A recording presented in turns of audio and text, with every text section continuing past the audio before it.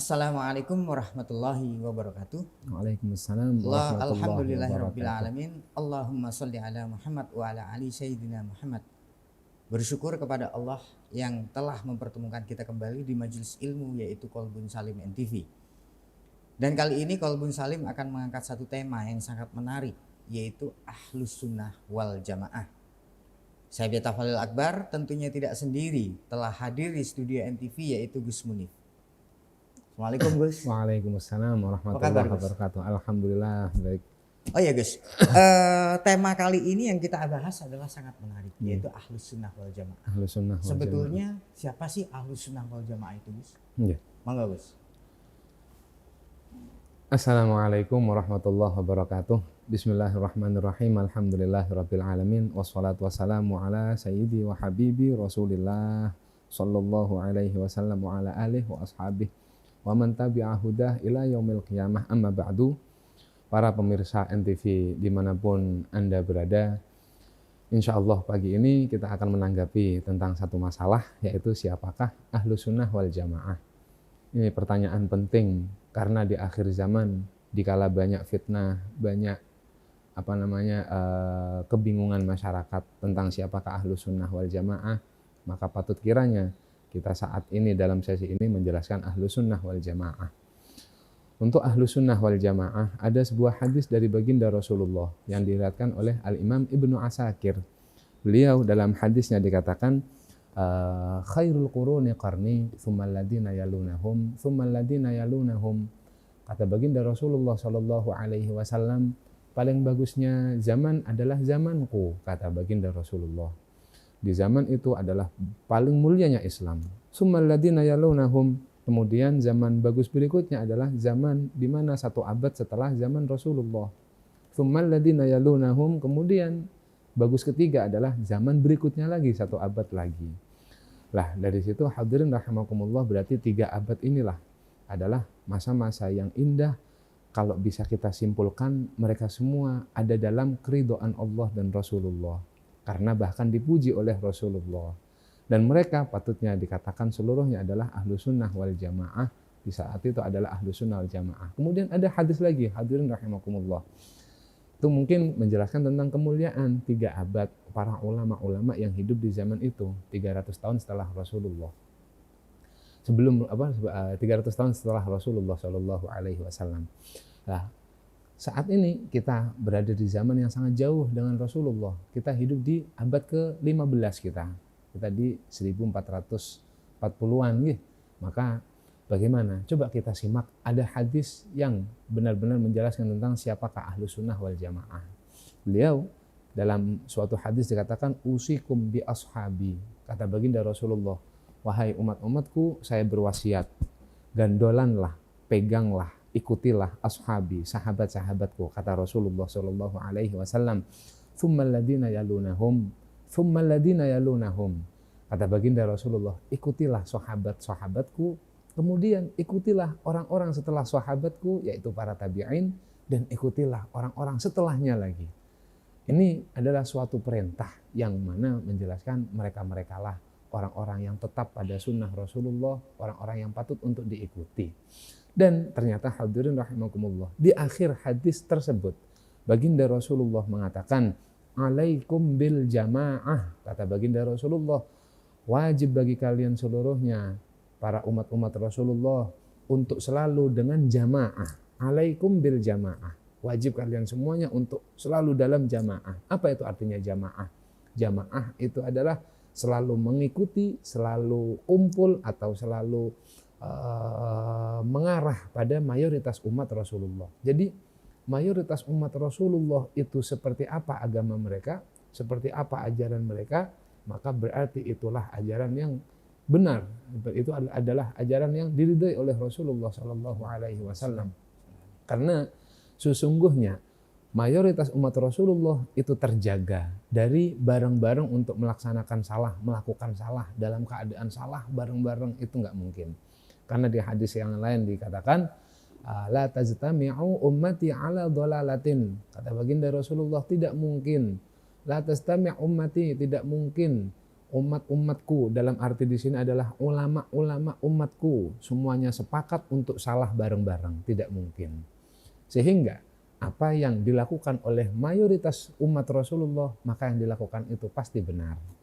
Tapi kalau yang melakukannya hanyalah minoritas sedikit, maka itu tanda harus hati-hati udah. Karena berarti yang minoritas itu yang dilakukan gak banyak orang melakukan di dunia dari orang muslim, berarti itu luput udah. Seperti contohnya hadirin, ini contoh gampangnya. Maulid Nabi Muhammad. Maulid Nabi Muhammad itu dilakukan oleh siapa? Ternyata yang melakukan adalah mayoritas umat Rasulullah. Di setiap zaman, contoh zaman kita. Di zaman sekarang yang melakukan maulid siapa? Seluruh dunia melakukan maulid. Namun ada satu kelompok-kelompok yang tidak suka, mengatakan bahwa maulid itu adalah bid'ah, maulid itu adalah syirik. Coba kita lihat yang tidak memperbolehkan maulid, apakah banyakkah atau tidak? Ternyata kalau dibandingkan satu dunia, jadi zaman sekarang, di saat ini, mereka hanyalah minoritas. Maka yang minoritas itu tanda bahwa tidak benar, yang mayoritas itu tanda bahwa benar. Dan alhamdulillah al-faqir, saya ditakdirkan oleh Allah Subhanahu wa taala bisa menuntut ilmu di Timur Tengah sana. Kita ngaji di Lebanon, di Beirut tempatnya, di Global University, dan kita benar-benar saksikan bahwa ketika saya berada di bulan Maulid di sana, perayaan Maulid Nabi Muhammad SAW di Lebanon sungguh suatu perayaan yang sangat tidak pernah saya lihat dengan mata saya di negara kita. Dalam arti di sana sungguh berbaur dalam jumlah yang sangat besar, sangat besar. Kalau kita di negara kita mungkin pada ngerayakan Maulid Nabi Muhammad, kadang RT-nya, kadang masjidnya, kadang musallahnya. Tapi kalau di sana kadang di satu hari tertentu, tapi kumpul seluruh masyarakat, tumpah bersama, dan mereka semua bahkan rela untuk tidak duduk, berdiri berumpel-umpelan, berdesak-desakan hanya untuk menghadiri perayaan Maulid Nabi Muhammad SAW. Dan sungguh indah ketika Maulid di sana dibarengi, diselipin dengan di tengah-tengahnya ada acara untuk tabarukan, mencium rambut baginda Rasulullah SAW yang masih dijaga oleh para cucu-cucu Rasulullah. Kalau istilahnya di Indonesia adalah para habaib, keturunan Rasulullah yang masih menyimpan dari anggota badan Rasulullah, yaitu rambutnya, dan itu dikeluarkan biasanya di bulan Maulid untuk dicium, untuk tabarukan, mengambil berkah oleh para umat-umatnya. Hadirin Rasulullah, dan saya sempat pernah bertanya juga pada teman-teman kampus yang dari berbagai negara, bahkan sengaja saya tanya pada teman-teman yang bukan di negara Islam seperti Inggris. Ada teman Irfan Gul namanya. Irfan Gul, saya sengaja tanya, wahai Irfan, apakah hal fi biladika, saya bilang hal fi biladika yuf'al dzikra maulidin nabi, saya bilang apakah di negara sampean itu diadakan maulid nabi seperti ini? Kata Irfan, dan dia adalah orang Inggris kita tahu bukan negara Islam. Dia mengatakan kita merayakan di sana Maulid Nabi Muhammad di masjid-masjid, masya Allah. Dan saya tanya pada Shalabi itu anak Spanyol, ya Spanyol. Memang mungkin Spanyol itu dulu adalah sempat menjadi tempat tentaranya orang Islam, khilafah. Saat itu di Spanyol sangatlah kuat. Namun setelah kalah dan sekarang Spanyol bukan lagi negara Islami dalam arti mayoritas mungkin bukan kita. Namun di sana pun meskipun saat ini minoritas di sana Muslim, saya tanya Shalabi, kata dia, iya di sana pun juga dia adakan Maulid Nabi Muhammad di masjid-masjid dalam keadaan jumlah besar. Dan berarti saya simpulkan bahkan di Cina itu kita tahu Cina seperti apa. Ada itu di sana pun teman saya mengatakan Maulid di sana. Jadi bisa disimpulkan Maulid Nabi Muhammad bahkan di Cina, bahkan di Inggris, bahkan di Spanyol, bahkan di semua negara, di seluruh sentaro dunia sama merayakan Maulid Nabi Muhammad, meyakini bahwa itu adalah ibadah, meyakini itu adalah sesuatu yang boleh. Andai pun bid'ah itu adalah bid'ah yang mulia, bid'ah hasanah. Nah, maka mayoritas yang melakukan seperti itu namanya jamaah. Orang kata baginda Rasulullah, ikutilah mayoritas. Ketika mayoritas melaksanakan sesuatu hal, pertanda itu adalah benar. Kenapa? Karena yang melaksanakan adalah mayoritas. Sedangkan yang minoritas yang mengatakan maulid Nabi adalah haram, syirik, ataupun bid'ah, dan bahkan ada yang mengatakan orang-orang Wahabi, orang Wahabi mengatakan bahwa makanan yang ada di acara maulid itu adalah makanan haram yang tidak boleh dimakan. Itu yang ngomong siapa? Yang ngomong hanyalah segelintir orang minoritas.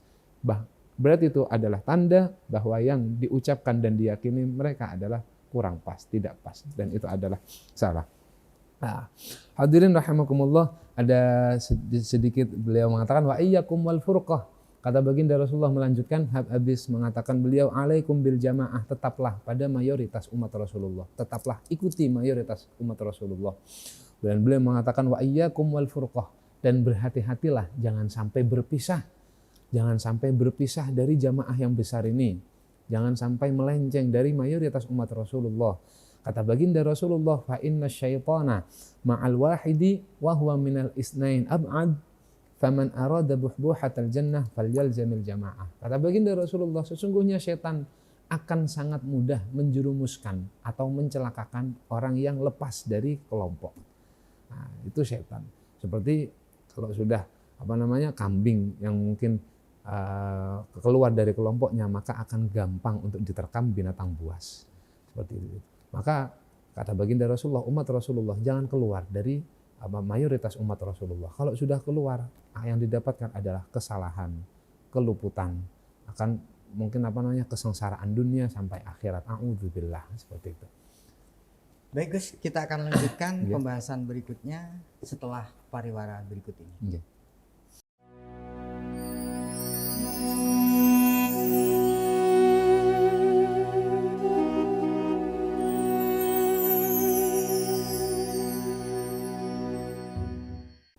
Baik pemirsa, akhirnya kita ketemu lagi di segmen kedua, ya kan?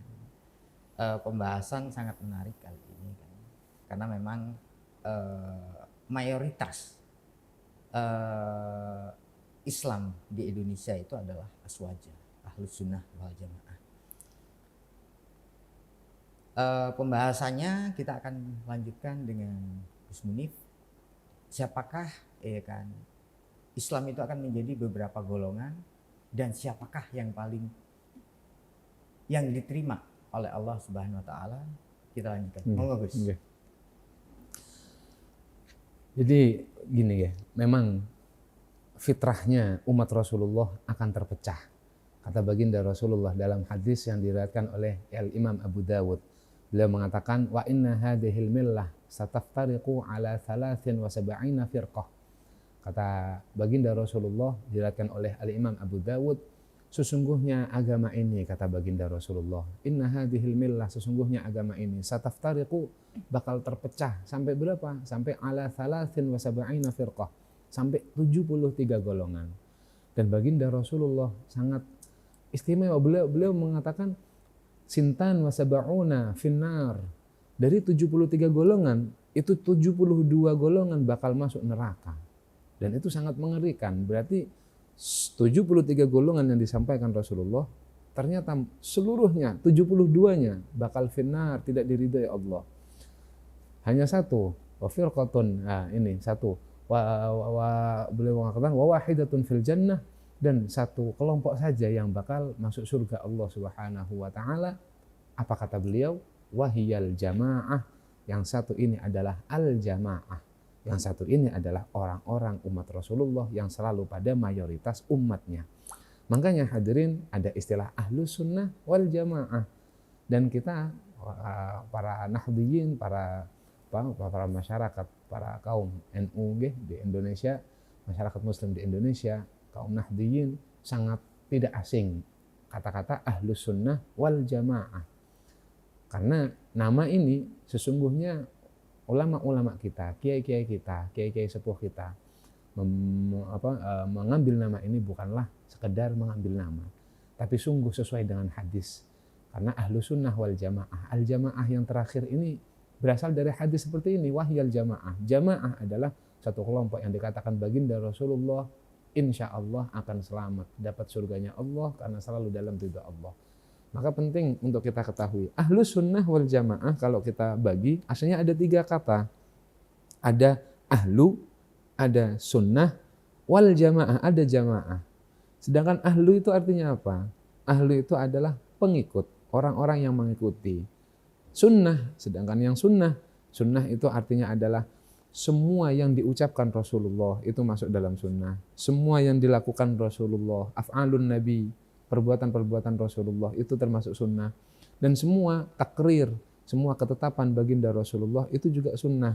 Maka orang-orang dikatakan ahlu sunnah, orang-orang yang mengikuti sunnah Rasulullah, berarti orang-orang yang sesuai mengikuti ucapan Rasulullah, mengikuti perbuatan Rasulullah, dan mengikuti ketetapan-ketetapan Rasulullah Shallallahu Alaihi Wasallam. Itu ahlu sunnah. Wal jamaah artinya mereka yang selalu taat pada ucapan Rasulullah, pada perbuatan Rasulullah, ketetapan Rasulullah, ditambah lagi selalu berada pada mayoritas umat Rasulullah, maka itulah ahlu sunnah wal jamaah. Jadi orang yang selalu ngikutin kanjeng Nabi sambil dia tidak lepas dari mayoritas umatnya Rasulullah Shallallahu Alaihi Wasallam. Nah ini hadirin, ada ulama ini kadang menanyakan gini, kata ulama-ulama, angka yang dikatakan Rasulullah 73 golongan. Ulama bertanya, memunculkan pertanyaan, apakah 73 golongan itu adalah 73 ini apakah angka pasti bahwa dari wafatnya Rasulullah sampai nanti kiamat terpecah hanya menjadi 73 golongan, ataukah itu angka isyarah tentang apa? Sebagian ulama mengatakan itu bukanlah angka pasti dari baginda Rasulullah.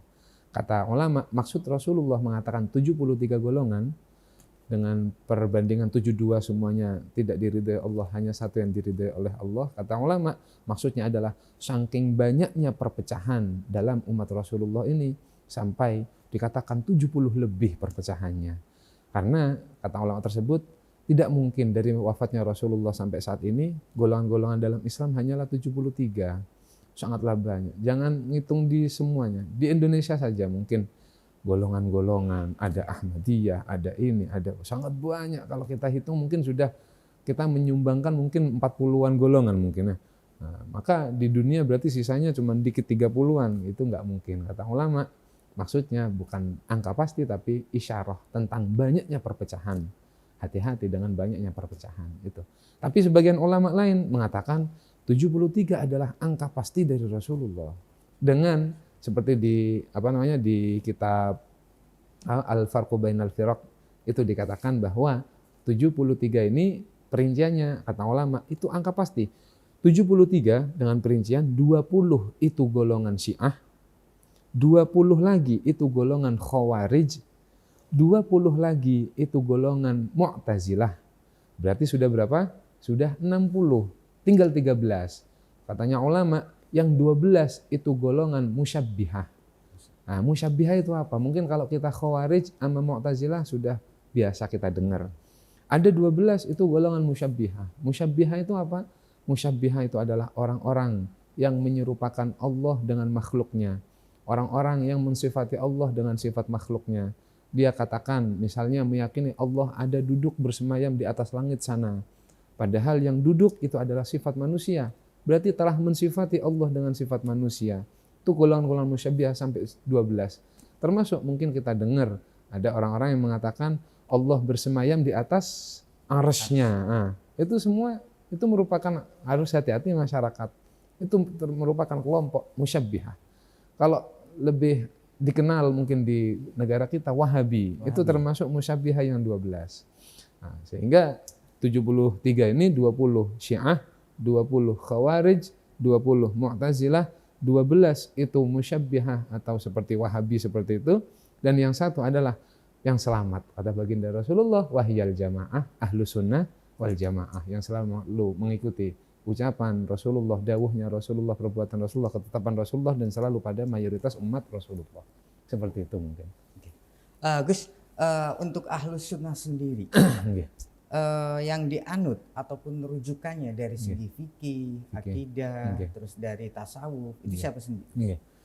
Nah, ini penting juga bahwa ahlus sunnah wal jamaah itu dalam pandangan masalah fikih, dalam masalah akidah, dalam masalah tasawuf, merujuknya ke siapa? Untuk masalah fikih, dikatakan ahlu sunnah wal jamaah, termasuk ulama-ulama besarnya ahlu sunnah wal jamaah dalam masalah fikih, itu ada empat madhab. Itu yang terkenal, yang masyhur. Aslinya lebih daripada itu. Ada kita tahu Imam Malik, ada Imam Abu Hanifah, ada Imam Syafi'i, ada Imam Ahmad. Aslinya ini yang terkenal empat. Aslinya madhab fikih ada lagi, misalnya Imam Auza'i, itu termasuk imam dalam madhab fikih. Ada Imam Abu Sufyan al-Tsawri. Namun beliau ajaran atau pandangan masalah fikihnya tidak terpakai sampai saat ini, sehingga yang tetap terpakai sampai saat ini empat madhab tersebut, Imam Syafi'i, Imam Malik, Imam Ahmad, Imam Abu Hanifah, maka itu dikatakan empat madhab dalam fikih ahlu sunnah wal jamaah. Kalau dalam akidah itu ada namanya Al-Imam Abul Hasan Al-Asy'ari atau biasa dikenal Imam Asy'ari, ada Imam Abu Mansur Al-Maturidi atau Imam Maturidi, itu dalam masalah akidah. Kalau dalam masalah tasawuf ada banyak imam tasawuf, termasuk Imam Junaid Al-Baghdadi, ada Al-Imam Al-Ghazali, dan termasuk Ibnul Arabi, termasuk Imam Ibnul Arabi itu termasuk orang-orang ahli tasawuf. Ada Ibrahim bin Adham dan yang lainnya masih banyak sekali. Itu ulama-ulama dalam tasawuf. Tasawuf itu adalah dalam amaliyah kita sehari-hari, dalam kehidupan, menata hati kita, menata bagaimana kita hidup di masyarakat, bagaimana hablum minallah kita, bagaimana hablum minannas kita, itu tasawuf. Maka hadirin rahimakumullah, kita para santri-santrinya Mbah Hasyim Asy'ari, kita para orang-orang Nahdlatul Ulama, para Nahdiyin, itu NU, istilahnya NU, dalam berfikih itu kembali ke madhabnya Imam Syafi'i, seperti itu. Jadi kita orang-orang Nahdiyin, orang-orang NU, fikih merujuk berkiblat pada Imam Syafi'i. Sedangkan dalam akidah kita merujuk pada Imam Asy'ari, bukan Imam Maturidinya, tapi Imam Asy'ari. Padahal Imam Asy'ari ataupun Imam Maturidi, mereka akidahnya adalah sama, ajarannya sama, cuman beda dalam masalah fara itu adalah cabang-cabang masalah. Seperti sama-sama meyakini baqo adalah sifatnya Allah. Imam Asy'ari meyakini baqo sifat Allah. Juga Imam Maturidi meyakini baqo itu sifat Allah. Tapi perbedaannya, baqo ini termasuk sifat sifat maknawiyah atau sifat ma'ani. Beliau berdua berbeda pendapat. Tapi ujung-ujungnya sama-sama meyakini Allah Maha bersifat baqo, seperti itu. Lah, itu jadi kita, dan dalam bertasawuf NU itu mengikuti Imam Ghazali dan Imam Al-Junaid Al-Baghdadi, seperti itu. Hadirin rahimakumullah. Kalau di wilayah selain Indonesia seperti di Afrika, kebanyakan kalau fikih itu bermadhab Maliki, dan juga di Eropa itu bermadhab Hanafi, dan untuk masalah akidah kebanyakan mereka bermadhab Maturidinya, bukan Asy'ari, seperti itu. Baik Gus, ternyata Islam itu sangat moderat. Sangat moderat. Betul. Karena apa? Yaitu tadi lebih pemahamannya lebih ke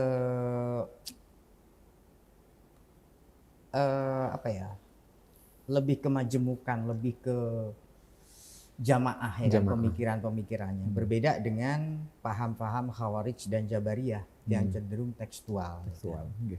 Dan paham Qadariyah dan Mu'tazilah yang cenderung liberal. Baik Gus, kita akan lanjutkan di segmen berikutnya setelah pariwara yang mau lewat berikut ini.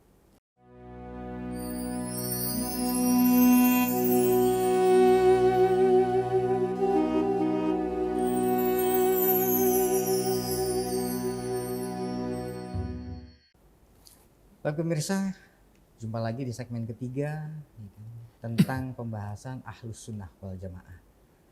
Kali ini di segmen 3 ini kita akan membahas ciri-ciri Ahlus Sunnah wal Jamaah serta amaliyah-amaliyah yang dilakukan oleh Ahlus Sunnah wal Jamaah. Seperti apa? Kita lanjutkan. Monggo Gus. Untuk ciri-ciri atau amalan-amalan yang menandakan, yang menjadi tanda bahwa ini Ahlus Sunnah wal Jamaah atau bukan, itu perlu untuk kita pahami dan perlu untuk kita hafal. Karena ketika amalan-amalan tersebut ada pada diri mereka, maka berarti benar itu Ahlus Sunnah wal Jamaah. Tapi ketika amalan-amalan tersebut mereka tidak suka dan bahkan menolak dan bahkan menilai itu adalah bid'ah yang jelek atau yang syirik atau yang lainnya, berarti itu pertanda ahlu sunnahnya hanyalah sekedar mengaku-ngaku belaka dan bukan benar ahlu sunnah. Hadirin rahimakumullah. Jadi untuk termasuk amalan-amalan ahlu sunnah yang biasa disampaikan di kitab-kitab akidah itu satu misalnya seperti dikatakan juga di Al-Farqu Bainal Firaq juga ada. Beliau mengatakan termasuk akidah ahlu sunnah yang pertama adalah meyakini Allah Subhanahu wa Ta'ala adalah satu-satunya pencipta dan tidak ada pencipta selain Allah Subhanahu wa Ta'ala. Itu akidah ahlu sunnah. Yang yakin di hatinya bahwa tidak ada pencipta selain Allah, itu adalah tanda akidah ahlu sunnah wal jamaah.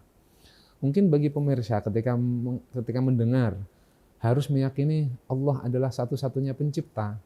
Mungkin para pemirsa, ya pastinya. Siapa emang yang bilang ada pencipta selain Allah? Kebingungan tersebut hadirin itu sempat hilang dari saya ketika saya bertemu di zaman ini, di zaman sekarang ini. Bertemu salah satu mahasiswa di salah satu universitas. Ketika kita ngobrol sampai ke masalah, dia mengatakan bahwa Allah Subhanahu wa Ta'ala, bahwa manusia ketika melakukan sesuatu, maka sesuatu yang baik-baik yang dilakukan manusia itu adalah takdirnya Allah. Kata dia, kita ketika melakukan hal yang baik itu adalah yang mentakdirkan adalah Allah. Kata-kata seperti itu langsung mengagetkan bagi saya. Saya terus katakan, lantas perbuatan-perbuatan buruk yang dilakukan atau yang terjadi pada manusia, kalau kamu bilang yang baik adalah ditakdirkan oleh Allah, maksud kamu yang buruk, dan yang buruk ini nyata, seperti tidak imannya seseorang. Karena di dunia ini ada orang beriman, ada orang yang tidak beriman, ada yang muslim, ada yang bukan muslim. Tidak muslimnya sebagian hamba Allah. Itu kira-kira bagi kamu, saya tanya saat itu, kira-kira bagi kamu itu takdirnya siapa? Dia mengatakan, Allah hanya pencipta kebaikan. Berarti hadirin rahimakumullah, di zaman saat ini ada orang yang mengatakan, berarti ada pencipta selain Allah, yaitu pencipta keburukan, pencipta maksiat.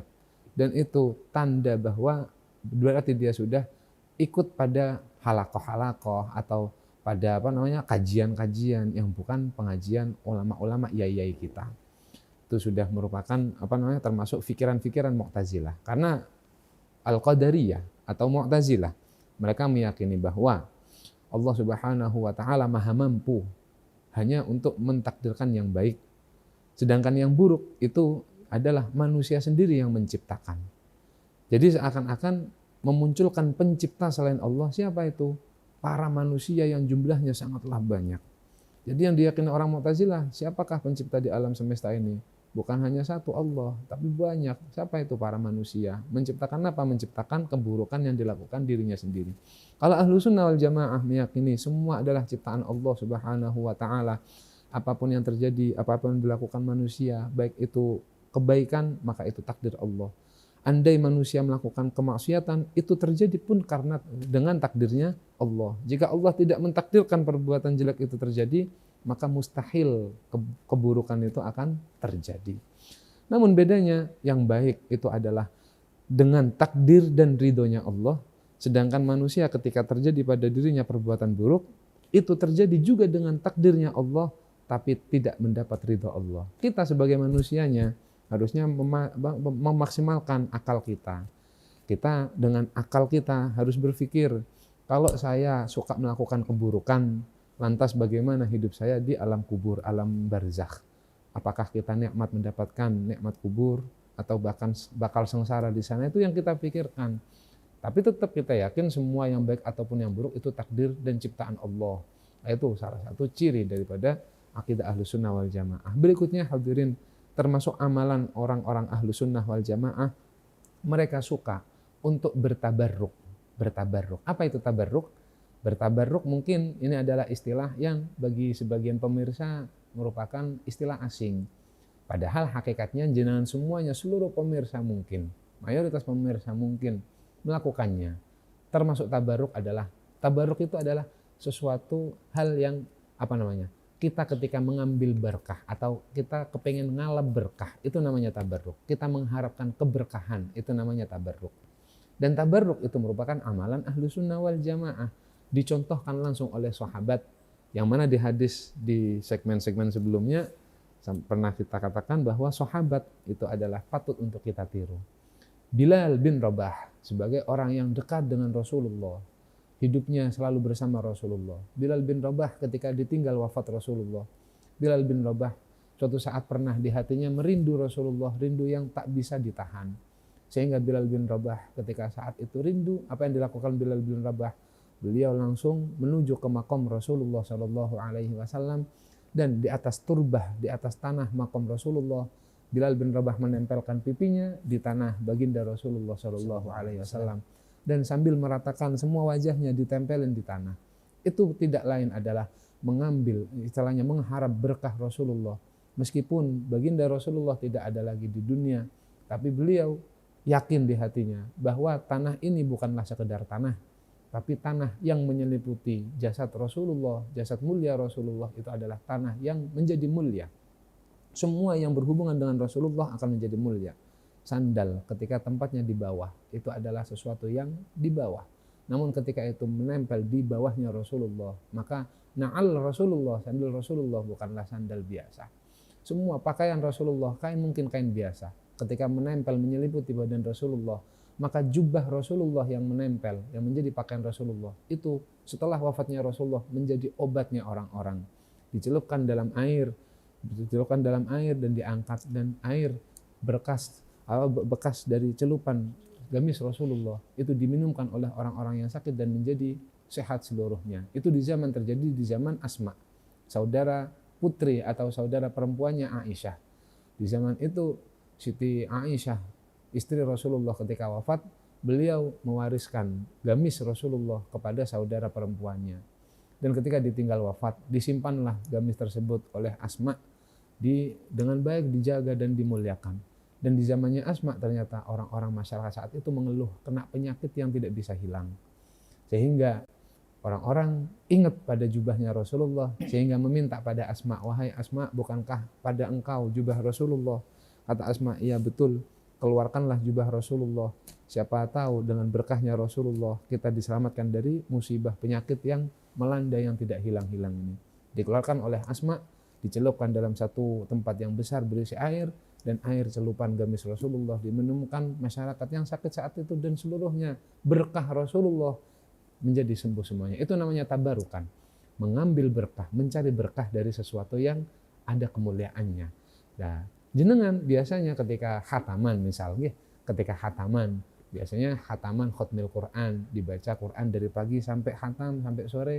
Biasanya ada masyarakat yang membawa air di aqua, ditaruh di tengah untuk mendapatkan berkah bacaan dari awal sampai akhir, dan air sungguh menyimpan barokah Al-Quran tersebut. Itu namanya tabarukan. Orang-orang yang meyakini tabarukan adalah hal yang bagus, berarti tanda mereka ahlu sunnah wal jamaah. Orang-orang yang tidak suka tabarukan mengatakan, apa itu tabarruk? Apa itu mengambil berkah? Tidak ada itu mengambil berkah, tidak ada keberkahan. Maka sungguh mereka bukan ahlu sunnah wal jamaah. Meskipun selalu mengatakan kami adalah orang ahlu sunnah wal jamaah, maka dari perbuatannya terlihat tidak ahlu sunnah wal jamaah. Nah, itu mungkin bisa dijadikan patokan buat para masyarakat. Karena di zaman ini hadirin rahimakumullah, semuanya mengaku ahlu sunnah wal jamaah. Al-Fakir ketika di Lebanon, di sana banyak orang Syiah. Orang Syiah di sana mereka meyakini bahwa menikah itu boleh berjangka waktu, atau istilahnya nikah mut'ah. Jadi kalau mereka nikah itu nikah ketika cocok sama perempuan, nafsu sama seorang perempuan, dideketin, habis itu diajak nikah, saya nikahi kamu. Dalam akadnya itu, dalam akad dimasukkan batas waktu, jangka waktu. Saya nikahi kamu 1 bulan. Kata bapaknya, boleh, pokoknya bayarnya berapa? Bayar $1.000 atau 20 juta misal. Diterima sama bapaknya, udah anaknya dipakai 1 bulan. Itu katanya nikah. Katanya nikah yang dibolehkan. Katanya nikah yang benar. Dan dari ucapannya mengatakan kami ahlu sunnah wal jamaah. Dari perbuatannya ternyata menikah seperti itu. Apakah itu ajaran Rasulullah? Sungguh bukan. Nikah mut'ah itu sempat dibolehkan di suatu waktu, dan setelah itu Rasulullah mengatakan tidak boleh nikah mut'ah. Maka orang-orang yang masih nikah mut'ah berarti keluar dari ajaran Rasulullah SAW. Meskipun orang-orang Syiah mengatakan kami ahlu sunnah wal jamaah, sungguh dari perbuatannya terlihat bukan ahlu sunnah wal jamaah. Termasuk yang saya sampaikan tadi adalah Maulid Nabi Muhammad SAW. Maulid Nabi Muhammad bagi yang cinta Rasulullah, kemudian pengen memuliakan hari lahirnya Rasulullah dengan mengadakan pengajian, kumpul bersama untuk menceritakan sejarah-sejarah Rasulullah dengan berbahasa Arab. Mungkin dengan kitab Al-Barzanji yang isinya adalah sejarah-sejarah Rasulullah, dengan kitab Al-Habsyi, Maulid Habsyi, atau dengan kitab Maulid Dibai, dengan semuanya adalah kitab-kitab maulid, kitab-kitab sejarah tentang Rasulullah dibacakan. Ketika kumpul dibacakan, habis itu ada sedekah makanan, habis itu ada pengajian tentang sejarah Rasulullah. Maka itu semuanya adalah hal yang bagus yang dinilai ulama merupakan bid'ah, merupakan sesuatu yang baru, namun itu adalah bid'ah yang bagus, bid'ah yang tidak salah. Maka orang-orang yang maulid Nabi Muhammad itu tanda berarti masih dalam ahlu sunnah wal jamaah. Orang-orang yang anti maulid Nabi Muhammad, yang tidak suka pada peringatan maulid Nabi Muhammad, itu tanda jelas bahwa bukan ahlu sunnah wal jamaah. Meskipun jangan kaget, meskipun ibadah sholat jamaahnya di awal waktu, meskipun dia ketika dengar adzan langsung jalan, ketika mungkin sholatnya seakan-akan orang yang sangat alim, orang yang sangat takut pada Allah. Nah, itu sungguh ketika tidak suka maulid pertanda bukan ahlu sunnah jamaah. Baginda Rasulullah pernah mengingatkan, kata baginda Rasulullah, sayati qaumun, kelak di akhir zaman bakal muncul satu kaum, kata beliau baginda Rasulullah, yaqra'un al-Qur'an, mereka suka membaca Al-Qur'an, tapi ternyata Qur'an yang dibaca nggak sampai di hati, tapi hanya berhenti di tenggorokan. Seakan-akan Qur'an yang bacaannya itu bukanlah cerminan dari dirinya, bukanlah diamalkan dalam hatinya, bukan diyakini dalam hatinya, tapi hanyalah terucap, hanya kepingin mengajak orang supaya ikut kelompok mereka, bacaannya bagus, suka membaca Al-Qur'an, suka tahfidz, maka muncul rumah-rumah tahfidz, dikit-dikit Al-Qur'an, dikit-dikit Al-Qur'an. Kata Rasulullah, bakal datang nanti di akhir zaman orang-orang yang seakan-akan suka baca Qur'an, hafal Al-Qur'an, bacaan Al-Qur'annya enak, tapi sayangnya Qur'an nggak sampai di hati, hanya sampai di hanajirihim. Hanajir itu sampai ke tenggorokan. Bahkan Rasulullah mengatakan, yamruquna minad-din, mereka melenceng semuanya, meskipun seakan-akan pembaca Al-Qur'an, penghafal Al-Qur'an, suka Al-Qur'an. Kata Rasulullah, mereka semuanya yamruquna minad-din, melenceng dari agama, kama yamruqus sahmu minar ramiyah, seperti melencengnya atau menjauhnya anak panah dari busurnya. Ketika anak panah, ketika sudah keluar dari busurnya, menjauh, maka dikatakan, kata Rasulullah, orang-orang itu menjauh dari agama, lepas dari agama seperti menjauhnya anak panah dari busurnya. Sungguh tidak sesuai dengan agama, meskipun kayak sok agama. Ya, baik Gus, sedikit. Kita akan lanjutkan setelah pariwara berikut ini.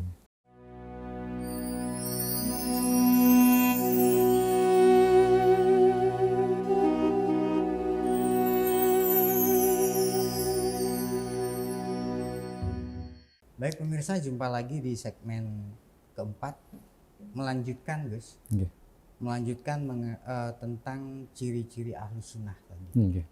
Monggo Gus. Jadi aslinya kalau termasuk contoh-contoh amalan ahlu sunnah wal jamaah yang bisa dijadikan tanda bahwa ini ahlu sunnah wal jamaah, memang ahlu sunnah wal jamaah, ajaran yang diridhai Allah dan Rasulullah, ciri-cirinya sangat banyak. Namun kita di sesi ini karena waktu yang terbatas, waktu yang berbatas, maka berusaha untuk kami sampaikan sesuatu yang menjadi hal penting yang perlu diketahui masyarakat, yaitu termasuk ciri-ciri daripada amalan-amalan ahlu sunnah wal jamaah. Termasuk ciri-ciri ahlu sunnah bisa dikatakan seperti itu adalah mereka memandang bahwa bid'ah itu tidak secara saklek semua bid'ah adalah salah, tidak. Jadi mereka meyakini bid'ah itu terbagi-bagi menjadi beberapa hal sesuai dengan pembagian-pembagian ulama. Maka yang meyakini atau yang memandang bahwa bid'ah itu hanyalah satu, pokoknya bid'ah itu adalah sesat, itu bisa dijadikan tanda dan ciri bahwa ahlu sunnahnya hanyalah pengakuan saja, hanyalah mengaku-ngaku, bukan ahlu sunnah yang asli. Karena kalau kita tengok misal, kita lirik bagaimana Al-Imam Asy-Syafi'i radhiyallahu anhu mengatakan tentang masalah bid'ah. Beliau mengatakan wal muhdatsatu minal umuri darbatan, bahwa sesuatu yang baru dalam agama itu dibagi menjadi dua, kata Imam Asy-Syafi'i. Jadi ada kalanya ada istilahnya sunnah hasanah dan ada sunnah sayyi'ah. Atau ada bid'ah hasanah, ada bid'ah sayyi'ah. Mungkin juga dikenal masyarakat ada bid'ah hasanah, ada bid'ah dolalah. Bid'atun dolalah, ada bid'ah hasanah, seperti itu. Maka seperti itu Imam Asy-Syafi'i membagi bid'ah menjadi dua. Bahwa sesuatu yang baru, yang muncul, tidak pernah dicontohkan oleh baginda Rasulullah sebelumnya. Kemudian kok muncul setelah Rasulullah, itu secara bahasa dikatakan bid'ah. Namun, hal yang baru muncul tersebut tidak selayaknya langsung dikatakan itu salah. Tapi dilihat, ulama mengatakan, Imam Syafi'i mengatakan, jika sesuatu yang muncul itu ternyata tidak bertabrakan dengan Al-Quran, tidak bertabrakan dengan hadis, tidak bertabrakan dengan ijma' ulama, tidak bertabrakan dengan qiyasnya ulama, tidak bertabrakan dengan ijtihadnya ulama, maka Imam Syafi'i mengatakan itu berarti bid'ah yang bagus. Karena sungguh dalam kehidupan manusia, dalam kita bermasyarakat, banyak hal yang kalau kita pikir-pikir ternyata tidak ada di zaman Rasulullah SAW. Termasuk contoh, sholat Jumat adzan 2 kali. Apakah itu Rasulullah yang mengajarkan? Apakah ada itu di zaman Rasulullah? Jawabannya tidak ada di zaman Rasulullah. Namun, kapan mulai muncul? Munculnya di zaman Sayyiduna Utsman bin Affan. Beliaulah yang memunculkan. Kalau kita mengatakan semua yang baru muncul itu salah, nggak ada di zaman Rasulullah itu salah, lantas siapa yang berani mengatakan Sayyiduna Utsman itu salah? Karena beliau yang memunculkan sesuatu yang nggak ada di zaman Rasulullah, menambah adzan Jumat menjadi 1 kali lagi. Begitu pula salat tarawih. Salat tarawih itu memang ada di zaman Rasulullah, tapi salat tarawih secara berjamaah, apakah ada di zaman Rasulullah? Jawabannya juga tidak. Siapa yang munculkan? Ini adalah sesuatu yang baru muncul setelah ditinggal Rasulullah wafat. Tarawih dimunculkan oleh Sayyidina Umar bin Khattab, dilakukan awal kali secara berjamaah itu di zaman beliau, di zaman Sayyidina Umar bin Khattab. Yang sebelumnya tidak ada di zaman Rasulullah tarawih secara berjamaah. Berarti tarawih dilakukan secara berjamaah itu bid'ah, sesuatu yang baru. Lantas apakah pokoknya muncul sesuatu yang baru dikatakan salah? Lantas siapa yang berani menyalahkan Sayyidina Umar ibnul Khattab, yang mana beliau adalah baginda Rasulullah pernah berdoa, Allahumma a'izzil Islam bi Umar, ya Allah muliakanlah Islam ini dengan Umar. Berarti Umar membawa kemuliaan untuk Islam. Apakah lantas Umar melakukan sesuatu yang salah? Orang yang dipuji oleh Rasulullah apakah salah? Maka itu tanda. Imam Syafi'i makanya mengatakan bahwa setiap yang baru muncul dilihat, sesuaikah dengan syariat atau tidak. Jika sesuai, Imam Syafi'i mengatakan maka itu bid'ah yang bagus. Seperti tarawih berjamaah itu bagus, bid'ah tapi hasanah. Adzan 2 kali bid'ah tapi hasanah. Nah, maka merupakan tanda yang patut untuk masyarakat ketahui. Tanda ahlu sunnah wal jamaah yang asli adalah mereka luas dalam memandang masalah bid'ah. Memandang bid'ah, ada kalanya bid'ah yang bagus, ada kalanya bid'ah yang jelek. Ketika jenengan mungkin ketemu sama orang dan ternyata dikit-dikit bid'ah, dikit-dikit salah, dan sering menyampaikan hadis Rasulullah, kullu bid'atin dhalalah. Pokoknya setiap yang bid'ah itu sesat, itu salah. Itu pertanda bahwa tidaklah ahlu sunnah yang hakiki, hanya mengaku-ngaku ahlu sunnah wal jamaah. Maka pemirsa seluruhnya dimanapun berada harus berhati-hati, harus waspada kepada orang-orang yang hanya memandang bid'ah satu makna, yaitu pokoknya bid'ah salah. Gitu. Berikutnya hadirin rahimakumullah, satu lagi yang penting untuk disampaikan adalah termasuk ciri-ciri ahlu sunnah wal jamaah atau tanda-tanda ahlu sunnah wal jamaah. Mereka memandang Al-Quran itu, memahami Al-Quran dan memandang Al-Quran bahwa Al-Quran itu ada kalanya ada ayat mutasyabihat, ada kalanya ayat muhkamat. Apa itu maksudnya ayat mutasyabihat? Ayat mutasyabihat itu adalah ayat-ayat yang kalau dilihat dari kata-kata ayat tersebut, itu memakai satu kata yang memiliki banyak makna, lebih dari satu makna. Jadi ada dalam bahasa Arab itu satu kata, tapi bisa memiliki makna yang lebih dari satu. Bisa berarti ini, bisa berarti itu. Maka ketika ada Al-Quran yang ternyata ayatnya terdapat kata yang memungkinkan banyak makna, itu termasuk ayat mutasyabihat. Lantas makna-makna yang berkemungkinan makna yang banyak ini, manakah yang pas untuk ayat tersebut? Bukan dari kita yang menentukan, tapi dari ulama-ulama, dari memang para ulama-ulama sebelumnya yang sudah menentukan. Untuk ayat ini memakai kata ini, maksudnya adalah makna yang ini, dan bukan makna yang lain. Itu ayat mutasyabihat. Sedangkan ayat muhkamat adalah ayat yang kata-katanya hanya memiliki satu makna.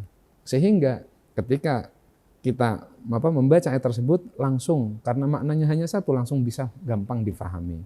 Tidak bingung mana ini maknanya yang pas buat ini, karena memang maknanya kemungkinannya hanya satu, itu muhkamat.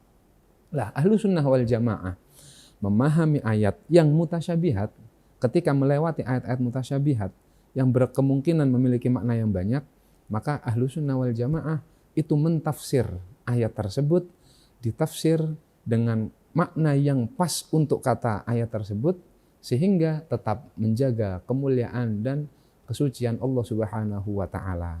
Contoh, kalau ayat muhkamat itu mudah, seperti qul huwallahu ahad, Al-Ikhlas misalnya, qul huwallahu ahad. Qul itu katakanlah, katakanlah hai Muhammad, huwallahu ahad, Allah adalah zat yang maha esa. Itu semua orang akan langsung paham. Allah hanyalah satu, tidak ada Tuhan selain Allah. Mudah dipahami. Itu muhkamat. Nah, ketika lewat ayat mutasyabihat, contohnya adalah Ar-Rahman 'alal 'arsy istawa. Itu Ar-Rahman artinya Allah. 'Alal 'arsy, atas arsy. Ada kata istawa, 'alal 'arsy istawa. Kata-kata istawa itu merupakan satu kata yang ternyata dalam kamus Mu'jam bahasa Arab itu bisa berarti 15 makna. Sampai 15 makna. Lantas makna yang manakah yang pas untuk ayat ini? Maka kita di sana harus berhenti dan berhati-hati. Harus ngaji pada guru-guru, pada yai-yai kita, pada ulama-ulama kita. Karena guru-guru kita pun ngaji dari guru-guru sebelumnya. Dan guru sebelumnya juga ngaji dari kiai-kiai sebelumnya. Guru-guru sampai bersambung sanadnya ke para sahabat dan langsung ke Rasulullah SAW. Sehingga makna ketika kita lewat ayat mutasyabihat, kita hati-hati dan menjaga makna yang sesuai dengan kemuliaan Allah Subhanahu wa Ta'ala. Orang yang berhati-hati dan menjaga tafsir Al-Quran ketika melewati ayat mutasyabihat, itu merupakan tanda bahwa itu Ahlussunnah wal Jamaah yang murni. Namun kalau bukan Ahlussunnah wal Jamaah, ketika melewati ayat mutasyabihat, dia akan saklek pikirannya, bertumpu pada apa yang disebutkan itu, berarti itu artinya. Jadi katanya itu ya itu artinya. Padahal maknanya banyak, tapi dia enggak menyesuaikan makna yang pas untuk keyakinan dan aliran mereka. Contoh, tadi Ar-Rahman 'alal 'arsy istawa. Ada kelompok-kelompok yang mengatakan artinya adalah Allah bersemayam. Jadi mengambil makna bersemayam. Allah bersemayam di atas arsy sana. Ada di atas langit, di atasnya langit sanalah Allah bersemayam, duduk bersemayam. Padahal apakah istawa artinya hanya bersemayam? Tidak. Istawa itu bisa bermakna, bisa berarti bersemayam, boleh. Oke. Istawa bisa berarti matang. Misalnya saya bilang at-tufahu qad istawat. Apel itu sudah matang. Itu istawa bisa dipakai untuk arti matang. Istawa juga bisa berarti menjadi tumbuh dewasa. Itu istawa. Misalnya saya bilang hadza syababu qad istawa. Pemuda ini sudah mulai gede. Nah, itu istawa juga. Jadi istawa bisa memiliki makna dan juga bisa berarti bersandar. Misalnya kapal laut itu bersandar, itu bisa menggunakan kata istawat. As-safinatu qad istawat atau istawatis safinah, itu bisa bersandar. Jadi istawa satu kata dalam bahasa Arab yang memiliki makna banyak. Lantas pertanyaannya, masalahnya, kenapa kok orang-orang sebagian kelompok itu kok saklek harus mengatakan istawa itu artinya pokoknya duduk bersemayam. Itu tidak lain karena mengarah pada pahamnya, mengarah pada alirannya, memaksakan sesuai dengan alirannya yang harus meyakini Tuhannya ada di langit sana. Dan itu bukanlah akidah Ahlussunnah wal Jamaah. Ahlussunnah wal Jamaah memaknai Ar-Rahman 'alal 'arsy istawa seperti contoh Al-Imam beliau seorang mufassir. Beliau mengatakan Ar-Rahman 'alal 'arsy istawa, artinya istawa adalah Allah Subhanahu wa taala, zat yang maha menguasai arsy. Jadi memakai arti menguasai. Beliau Imam Qushairi. Beliau baru ada di pikiran beliau Al-Imam Al-Qushairi. Imam Al-Qushairi seorang mufassir. Beliau mengatakan istawa di ayat Ar-Rahman 'alal 'arsy istawa, beliau mengatakan artinya ada 3. Qahara wa hafidha wa abqa. Kata Imam Qushairi arti istawa adalah Allah maha qahara. Artinya qahara maha menguasai arsy. Hafidha, Allah maha menjaga arsy. Wa qahara wa hafidha wa abqa. Abqa artinya Allah lah zat yang maha menjadikan arsy tetap di atas sana. Artinya seperti itu. Bukan berarti Allah duduk di atasnya arsy. Nah, ini saklek. Kenapa? Karena apa yang ada itu diartikan sesuai kata zahirnya. Ahlussunnah wal Jamaah tidaklah berpatokan pada terjemah Al-Quran. Nah, tapi Ahlussunnah wal Jamaah lebih pada tafsir Al-Quran. Karena sesungguhnya kalau Al-Quran itu harus sesuai dengan terjemah, maka akan menyempitkan makna Al-Quran. Terjemah perkata itu menyempitkan makna Al-Quran. Namun makna Al-Quran yang sangat luas, yang seakan samudra yang tak ada dasarnya, yang penuh dengan kalam hikmah Al-Quran itu bisa tersibak dengan adanya tafsir Al-Quran. Sehingga tafsir Al-Quran kita ketahui ada tafsir Al-Quran, tafsir An-Nasafi yang sangat tebal-tebal menceritakan dan mengupas makna-makna yang tersimpan dalam Al-Quran. Tapi kalau sudah terjemah perkata, maka itu akan menyempitkan makna Al-Quran. Seakan-akan hanya seperti itu maknanya, padahal lebih luas. Itu hadirin mungkin yang perlu untuk kita garis bawain, contoh-contoh atau ciri-ciri amalan Ahlussunnah, maka perlu untuk kita hati-hati. Seluruh pemirsa yang menyaksikan Qalbun Salim ini ketika menemukan orang yang saklek masalah bid'ah, itu perlu untuk diwaspadai apakah benar-benar Ahlussunnah atau hanya mengaku-ngaku. Pastinya hanya mengaku-ngaku. Al-Quran pokoknya harus artinya bersemayam dan tidak menerima tafsir, itu juga tanda bahwa bukan Ahlussunnah wal Jamaah. Mungkin itu sedikit tambahan, artinya banyak, namun karena terbatasnya waktu kita berusaha untuk yang penting-penting saja. Sebagai kita hadir para MDS Rijalul Ansor Banyuwangi untuk hadir ikut bagaimana membentengi akidah umat Rasulullah Shallallahu Alaihi Wasallam sehingga kita tetap sesuai dengan yang diridai oleh Allah dan merupakan rasa sayang untuk umat Rasulullah untuk bersama-sama tetap dalam ajaran yang sesuai dengan ajaran baginda Rasulullah Shallallahu Alaihi Wasallam. Baik Gus, mungkin untuk kesimpulan terakhir. Nah, kesimpulan ya, kita sampai pada kesimpulan pada sesi terakhir. Al-Fakir di sini mewasiatkan untuk diri saya pribadi dan seluruh pemirsa NTV dimanapun Anda berada, untuk kita tetap kokoh dalam akidah Ahlussunnah wal Jamaah. Maka perlu sikap-sikap yang harus kita terapkan dalam diri kita. Yang pertama adalah jangan hanya terpukau melihat model seseorang. Jangan hanya melihat pada pakaian, jangan hanya melihat pada gaya seseorang. Jangan sampai karena dia berjenggot misal, terus diikutin semua ucapannya, belajar agama dari dia. Tidak. Tapi sungguh belajarlah agama dari orang-orang yang benar, memiliki sanad keilmuan sampai ke Rasulullah Shallallahu Alaihi Wasallam. Jangan karena sekedar bergamis kemudian mengambil ilmu dari dia. Nah, tahu-taunya ternyata dia golongan Wahabi, jenggot dan cingkrang misal. Hal-hal seperti ini harus dijaga. Dan mereka tidaklah memiliki sanad. Kadang awalnya dia memang bukan orang yang tahu agama, tahu-tahu muncul jadi seorang ustadz misalnya. Nah, maka perlu untuk kita pasang di hati, jangan sekedar melihat model. Karena kalau misal yang berjenggot itu adalah yang berilmu, sesungguhnya Abu Jahal pun berjenggot. Abu Jahal, orang yang sangat memusuhi Islam pun berjenggot ya.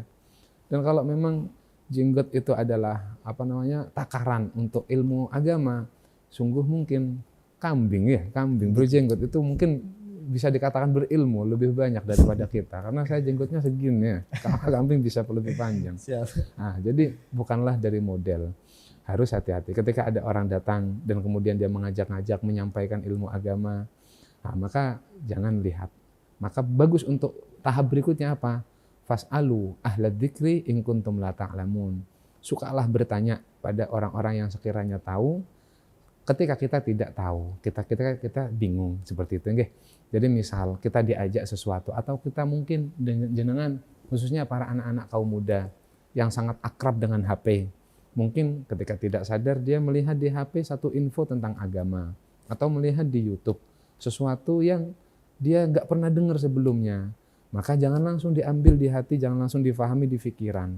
Tapi tanyakanlah hal yang membingungkan ini pada guru-guru jenengan, pada para yai, pada para habaib, pada para gus misal, apakah ini benar atau tidak. Itu penting untuk kita tidak malu bertanya tentang masalah agama kepada orang-orang yang kita yakin insya Allah bisa mengarahkan agama kita. Seperti itu mungkin.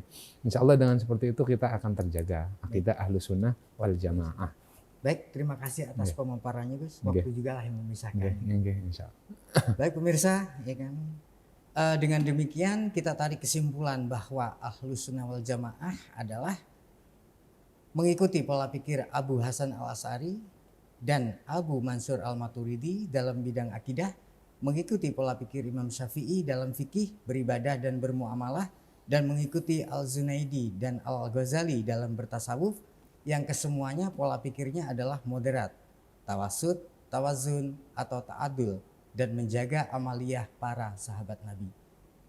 Akhirul kalam, Assalamualaikum warahmatullahi wabarakatuh. Waalaikumsalam warahmatullahi wabarakatuh.